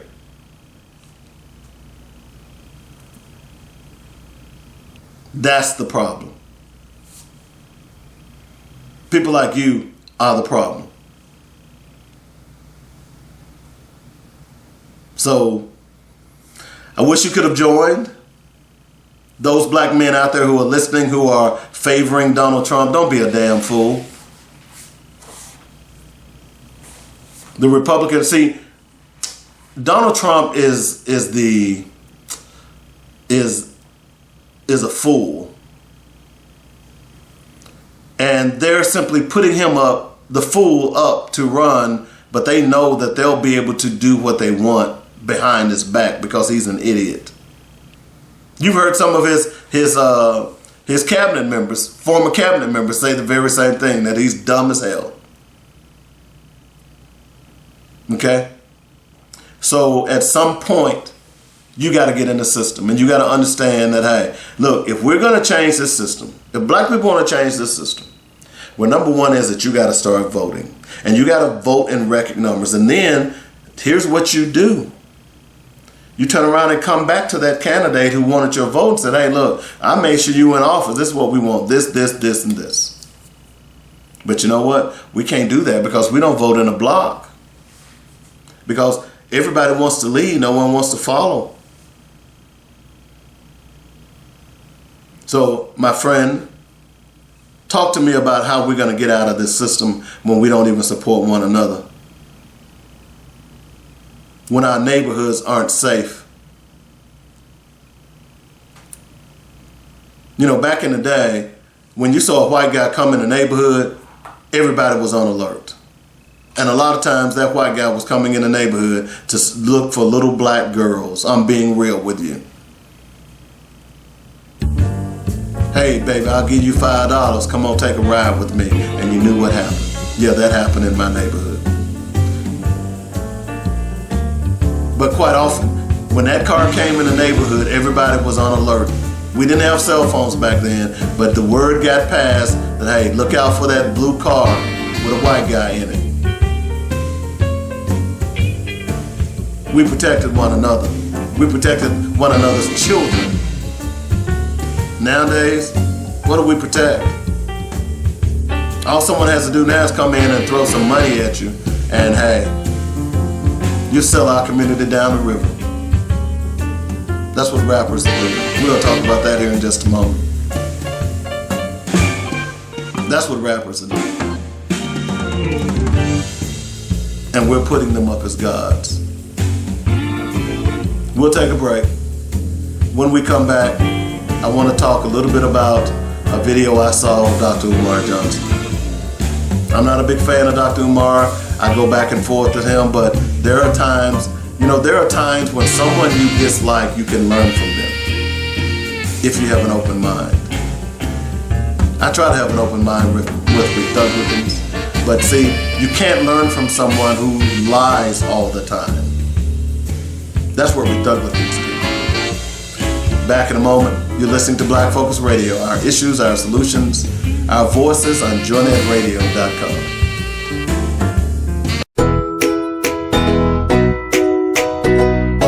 Bake it, grill it, smoke it. Oh yeah, at RibbRubb.com. Holman's Dynamic Pepper Juice is lighting fires around the country.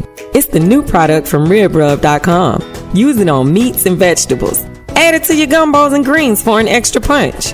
Made with all natural ingredients, Coleman's Dynamic Pepper Juice will enhance the flavors of your favorite recipes. Order today on RibbRubb.com. And while there, be sure to check out some of our other great products. It's developed with love and care using the best all-natural ingredients with no GMOs or preservatives. From snacks to seasonings, Coleman's Dynamic Products has something for everyone. Bake it, grill it, smoke it. Oh yeah, at RibbRubb.com.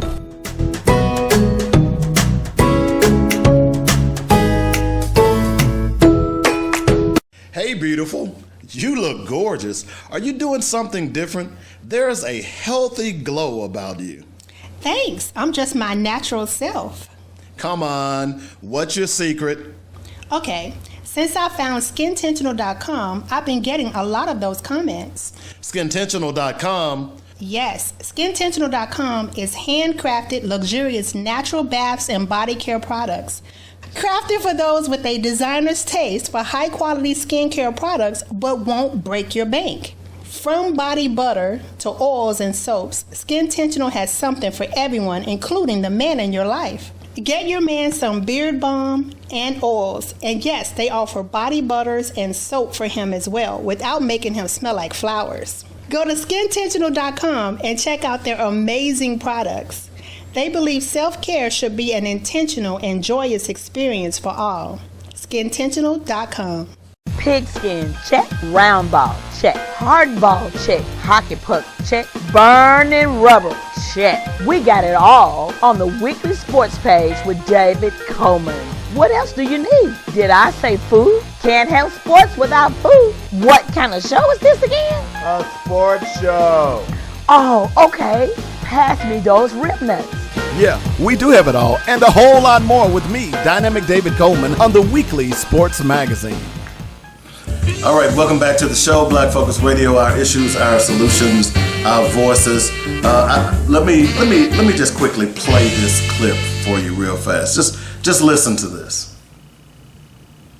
I just told you a little while ago, these leaders that they call leaders, this included Lena Horne, this included Dick Gregory, and this included comedians, comics, trumpet players, baseball players. Show me in the white community where a comedian is a white leader. Show me in the white community where a singer is a white leader, or a dancer or a trumpet player is a white leader. These aren't leaders. These are puppets and clowns that have been set up over the white community and over the black community by the white community and have been made celebrities and usually say exactly what they know that the white man wants to hear. So if you didn't know who that was Malcolm X. You've heard me say this before. I'm going to say it again. Oh, by the way, coming up with What We Must Do, we're going to talk about Bruce Pearl. What Malcolm was basically saying is that the people that we've put up to lead us are people who have no business leading us. We put them up there because they're celebrities. Oh, let's put so-and-so up there. We even saw that at the Democratic National Convention where Kamala Harris was parading celebrities across the stage. The Republicans do the same thing.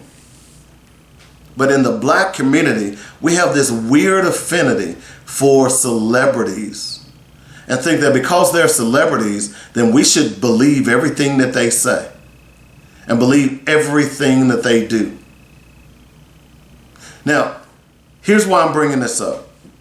And you can go out on my wall and look at this, but Dr. Umar Johnson, and as I said before the break, I don't agree with everything he says or does, but he makes some very salient points on quite a few things. We've had him on the show. His point about hip-hop is that there is this glorification of hip-hop. It's been around 50 years and everybody is, 50 years of hip-hop and this, that, and the other. I'm going to ask you the question. What has hip-hop actually done for our community? What has it actually done? Yeah, it brought drugs. It brought gangs, it brought violence, it glorified all of those things, drive-by shootings, crackheads. It glorified all of those things. Oh yeah, they're on soundtracks, on music, but it glorifies all of those things. Not some. When you look back on what institutions that hip hop has done, has created for the black community, what schools, the billions of dollars that some of these guys have made, Jay-Z, P. Diddy,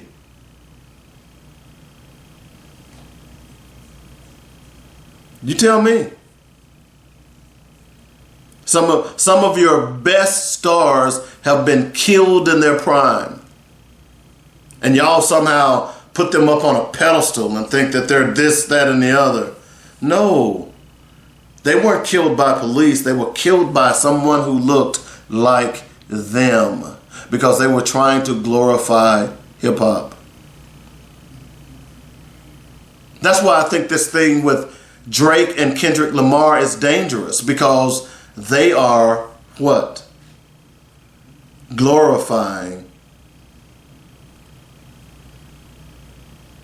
talking trash. And for some reason or another, we in the black community think that it's cool to talk trash about someone else. Don't understand that logic. Disrespect.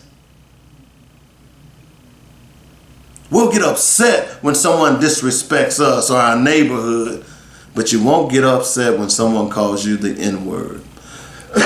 You won't get upset when someone passes policies that will hurt your family, your community. So what has hip hop really done? I'd like to know. Do you? I'd like to know. Because at the end of the day, all skin folk ain't kinfolk.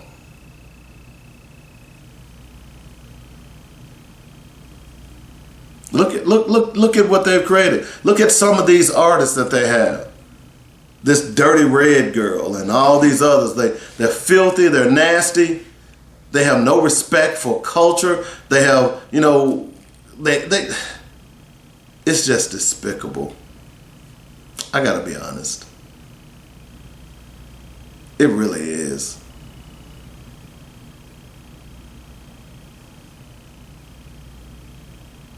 All I'm saying to you is that we've got to make a choice. At some point, we in the black community have got to make a choice. We used to be the most moral community there was. That stuff wasn't going to go in our community. Now it just goes everywhere. We don't even care anymore. We let our women dress any way they want. We let our daughters dress any way they want. Our sons dress disrespect. I picked up a couple of guys, young brothers, one day. I was taking them somewhere. They got in the car and they didn't even speak. And I sat there. And in their hood language, what you waiting on? I said, oh, you can talk. Yeah, man, what you talking about? I said, you got in my car and you didn't say good afternoon. And until you say good afternoon, we're not going anywhere. And if you don't want to say good afternoon, then you can get another ride. They acted as though it hurt them to say good afternoon. It's kind of like when you walk into a black person's house, you got to speak to everybody. If grandmama in the back room on the toilet, you better make sure you go back there and speak to grandmama, because when she comes out, she's going to be raising holy hell. No manners. What are we raising? Why are we accepting this type of behavior from our children? Because many of you all have bought into the rap culture. Many of you all have bought into, anything goes, anything says. And That's why our children are dying. Our children are the most uneducated, the most rude. It's sad. Now, we've got some black children who are doing fantastic work. But look at our neighborhoods. You go in our neighborhoods, and guess who's running the stores? It ain't black folks, it's Arabs. If it was a black man, you wouldn't even support him. But you let that Arab come into your neighborhood and take money out of your neighborhood, and you get nothing in return. You see, it goes back to what that poster was talking about on Facebook. He has a way to get us out of this situation. Really? The only way we're going to get out of this situation is we got to get out of this situation. That means collectively. That means all of us. That doesn't mean one person or the other. And it begins by you simply going to the polls and voting. And it begins by you going to the store and voting. Coming up here in the next break, in the next segment, we're going to talk about how you can use your children as a means to get things done, but you don't want to. We're fascinated by celebrities. That's why y'all love Jerry Jones so much. You're fascinated by celebrities. Everybody wants to be a celebrity. And many of you all vicariously live through these celebrities, even though you don't know them. You live through Michael Jordan. You live through LeBron James. You live through Steph Curry. You live through Dak Prescott or whomever your favorite celebrity is. You do more for those organizations than you do for your own community. We've got to stop that. We've got to stop that. That's the bottom line on it. And what Malcolm was talking about is that those people who, now before I say that, we now know how they have sold their souls. We now know, don't we? Now that we're getting more and more information about the debauchery that goes on in the record business and Hollywood, we now know how many of those people sold their souls to be where they are. You want them really to be leaders because, hey, at the end of the day, they'll fall for anything because they stand for nothing.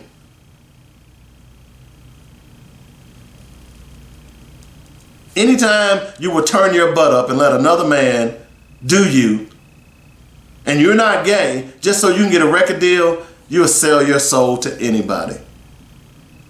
That's male or female. Whether it's the male who turns the butt up or the female. That you want that person being your leader? You really do? Because these are the people that we have. You want that person who glorifies gun violence, drugs, gangs? You want that person to be your leader?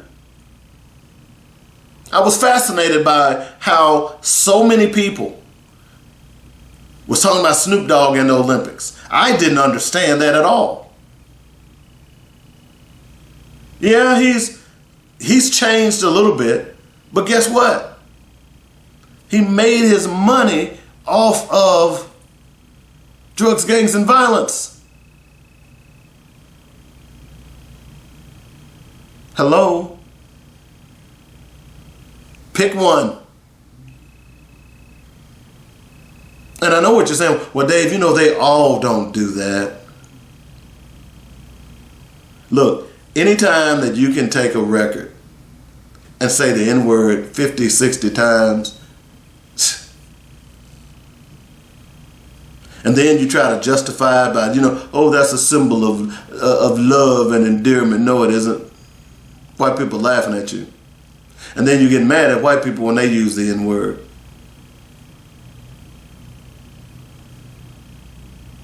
Y'all saw the post or the piece where LeBron James was in Paris and the little Parisian boy came up to him and was using the N-word and LeBron wouldn't sign his and told him to stop it. Well, where do you think he got that from? My footprint. Where do you think you got it from? But first, I'm just asking. We got a problem. And anyone out there who thinks that you have a solution, yet you're not using that as a solution or making other people aware, instead you're too busy trying to offend people because of what you post on social media, you have no clue. We have no clue.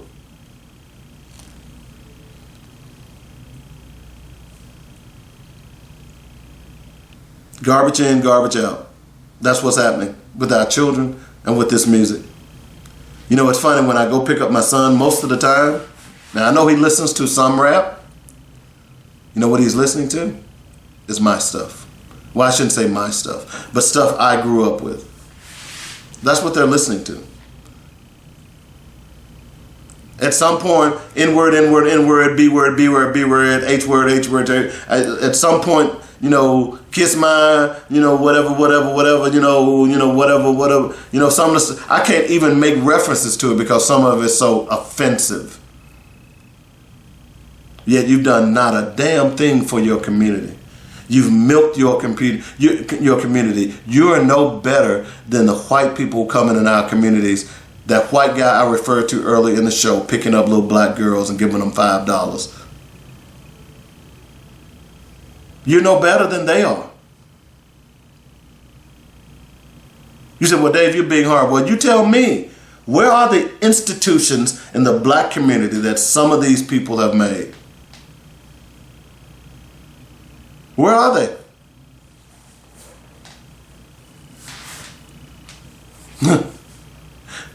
And what's so bad about it, many of them have tried to buy their way into mainstream white America, and now it's coming back to haunt them, like Jay-Z and P. Diddy and all these other rappers who thought they could do the things that white people did and get away with it, and now they're finding out that, oh no,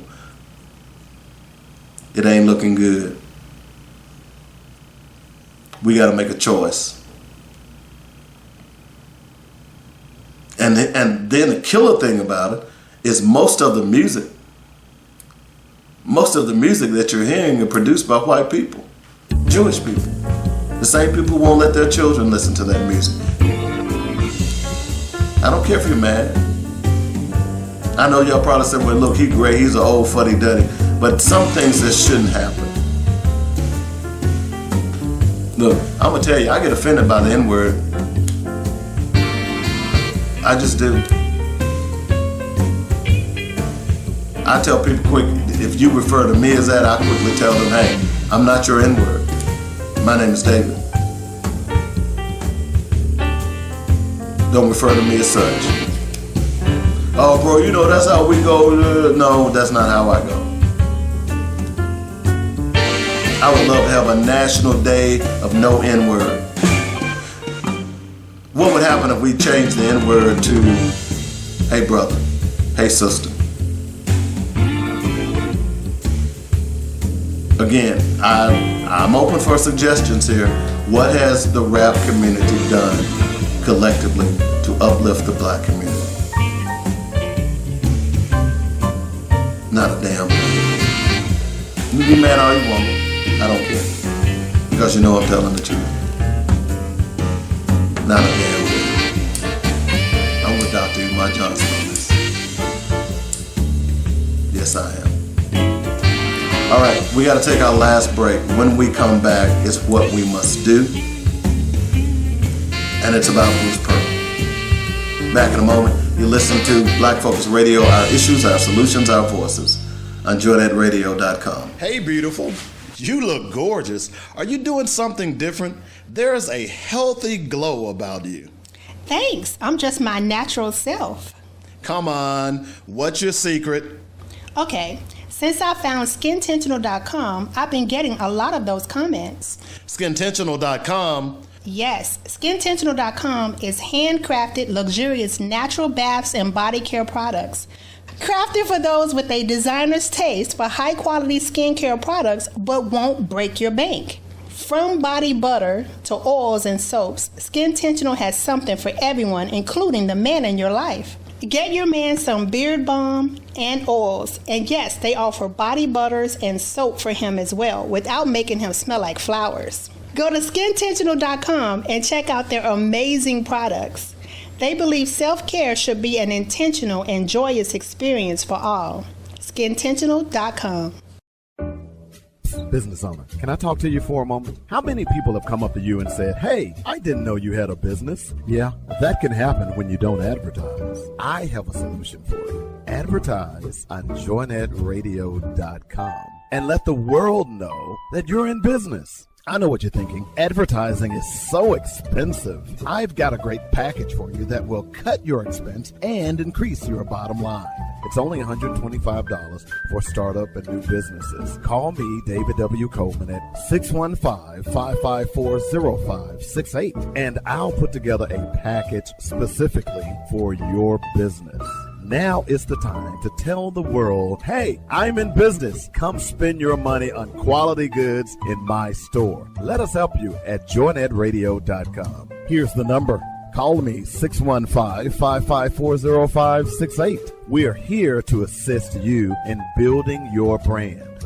Coleman's Dynamic Products would like to thank you for all the support you've given us over the years. Our growth could not have happened without your purchases and word of mouth to your friends and family. That says you believe and trust us to provide Coleman's Dynamic Products with no fillers and all natural ingredients. We began with our flagship product, RibbRubb, and now it has expanded into snacks, seasonings, salts, rib juice, and pepper juice. We could not have done it without you. I'm David W. Coleman, founder and president, and I want to personally thank you for the encouraging words and support. Coleman's Dynamic Products will continue to be the best dry marinades, seasonings, and sauces you've ever put in your mouth. That's RibbRubb.com, RibbRubb, and you know what we like to say, bake it, grill it, smoke it, oh yeah. Welcome back to Black Focus Radio, our issues, our solutions, our voices. Coming up this segment, what we must do. You know, for years now, I've been telling you all about commodities. Our most important commodity in the black community is the black child. We make trillions and trillions, or I should say, they make trillions and trillions of dollars off the backs of our children. I've talked about this ad infinitum. And in light of what we see as Tommy Tuberville, a man who made millions of dollars off the backs of black boys, who was clearly a bigot and a racist, who came from Camden, Arkansas, and went to the same college that I attended, Southern Arkansas University. Tommy Tuberville, he just didn't become a bigot. He was always a bigot. But he was okay because he had them poor little black boys out there slaving so he could make millions. And now he's a United States Senator, one of the dumbest senators that we've ever seen. When you eclipse Ted, Lion Ted Cruz, you're dumb as a box of rocks. So what I've been saying all along is, parents, when you send your child off to school, you need to look at the history of your coach. Now you have the power to scour their social media. You need to listen to them. Because what we're finding out is that there are a lot of white coaches who don't care about black kids. They care about them winning so they can make money. I found it fascinating when John Calipari started putting all of those kids in the pros, but he wasn't winning championships. And the debate came up last spring when he decided to go to Arkansas. Is his job to win games, win championships, or put guys in the pros? Calipari's philosophy was, hey, I want to make sure that I make them as much money as they can make. I applaud Calipari for doing that. Because Calipari was making, $9-10 million a year off the backs of black males. Kentucky fans weren't happy because they weren't winning. But those who played under Cal loved it because they were making or becoming millionaires. Cal understood. But see, a lot of these other coaches don't. And this is why it's important. $1.4 billion for college football, $1.6 for college basketball. Yeah, players are being paid now. That's great. But do you want your child playing under a racist? In comes Bruce Pearl. I've never been a fan of Bruce Pearl. Covered him while he was at Tennessee. But apparently, a social media post that he's made is raising a lot of questions. Okay? Here's what one poster said. Bruce Pearl is another Tommy Tuberville. The irony that they both are connected to the University of Auburn says a lot. Unfortunately, the college coaching ranks are full of people just like them. Racist coaches whose livelihoods depend on young black men and women athletes. He's right. This poster is right on point. So here's what Bruce Pearl said. He was talking about Tom Cotton. Okay? Tom Cotton had said that Kamala Harris is lying, said that she's going to kick you off your health insurance you got through your job, which is a lie. You know, all these Republicans do is lie. Cotton then fearmongered along racial lines when he claimed she wants everyone, even illegal aliens, on a government plan. Now, here's what Bruce Pearl said. Thank you for pointing this out, Senator Cotton.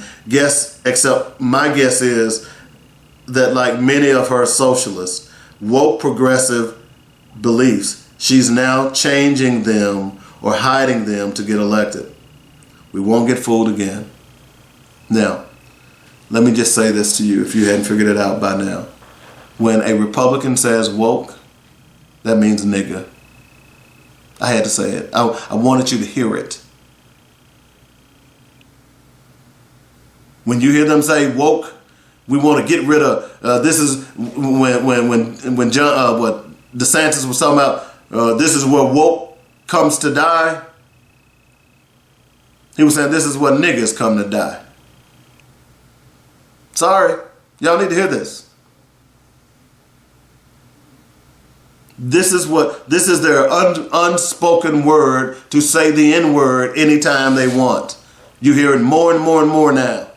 That and DEI. Now,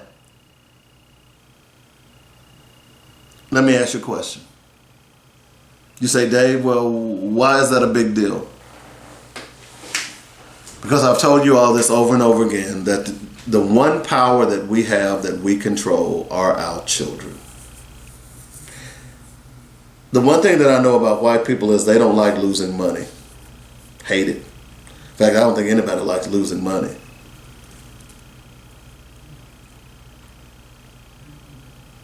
All of that billions and billions of dollars that your black children are earning for white people is ridiculous.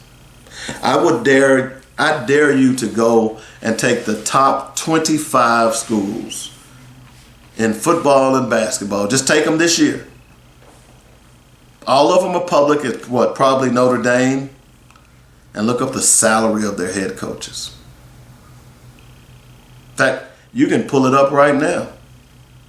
Just go out to Google and say, what are the top 25 head football coaches' salaries? Do basketball. When you have a basketball coach who's making money off of black children, and he's not sensitive to know what he said was wrong or offensive, then he doesn't need to be coaching. And he certainly doesn't need to coach my child. Auburn might decide to keep him, but you know what? My child is getting in the transfer portal. My child is not going to run. I don't care what my child thinks about Bruce Pearl. At the end of the day, Bruce Pearl is a bigot. And he showed his true colors. And now what we need to do is show him that we are not gonna accept that, bro. Nope, ain't gonna do it, can't do it. Not gonna happen. So what we must do?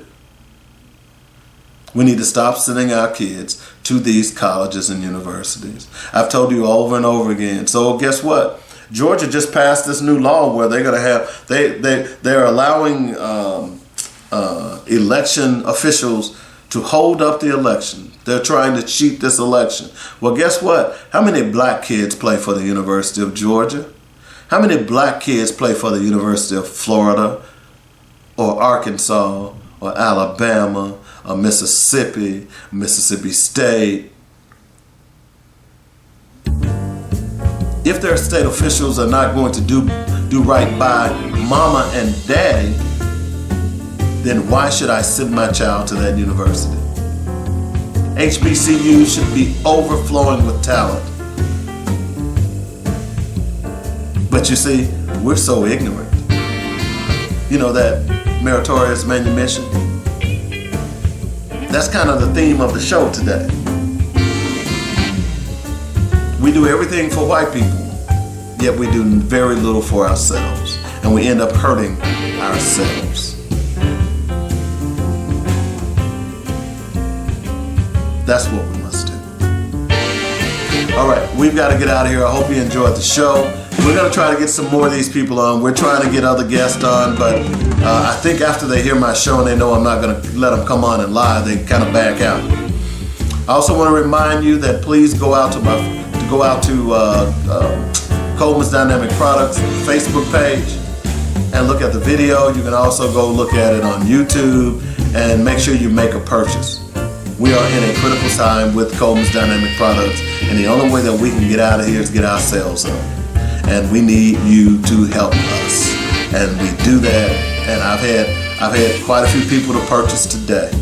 We'll be getting your orders out here in the next day or so. But please spread the word, tell somebody, and make a purchase. Thanks again. We'll see you soon.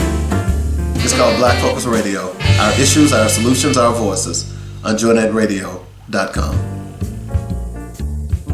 You've been listening to Black Focus, where we discuss our issues with our solutions and our voices. Join us every weekday afternoon at 1 p.m. on JoyNetRadio.com.